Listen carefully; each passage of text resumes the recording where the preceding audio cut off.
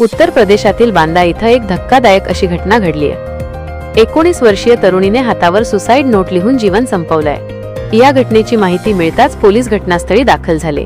मृतदेह ताब्यात घेऊन उत्तरीय तपासणीसाठी पाठवण्यात आला आहे। काही दिवसांपूर्वी तरुणीच्या चुलत भावाचा सर्पदंशाने मृत्यू झाला होता।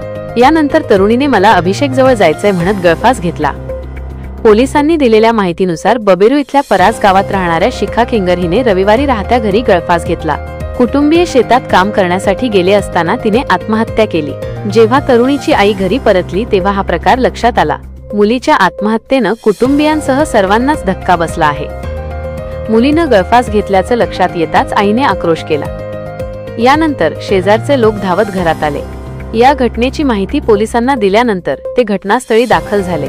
पोलीस आणि फॉरेन्सिकच्या टीमने पंचनामा केल्यानंतर मृतदेह शवविच्छेदनासाठी पाठवण्यात आला। तरुणीचं नाव शिखा असून तिने हातावर सुसाईड नोट लिहिली होती। त्यात म्हटलं होतं की माझ्या मृत्यूचं काही कारण नाही, मला जगायची इच्छा नाही, मला अभिषेककडेच जायचंय। गावातील लोकांनी दिलेल्या माहितीनुसार तरुणीला 2 बहिणी आणि 1 भाऊ आहे। तिचे वडील मोलमजुरी करतात। मुलीच्या आत्महत्येनं कुटुंबाला मोठा धक्का बसला आहे। पोलिसांनी सांगितले की मृत्यू झालेल्या तरुणीच्या हातावर सुसाईड नोट लिहिली होती। तिच्या भावाचं नुकतंच साप चावल्यानं निधन झालंय। पोलीस आता या प्रकरणाची चौकशी करत आहेत। शवविच्छेदन अहवाल समोर आल्यानंतर पुढील कारवाई केली जाईल।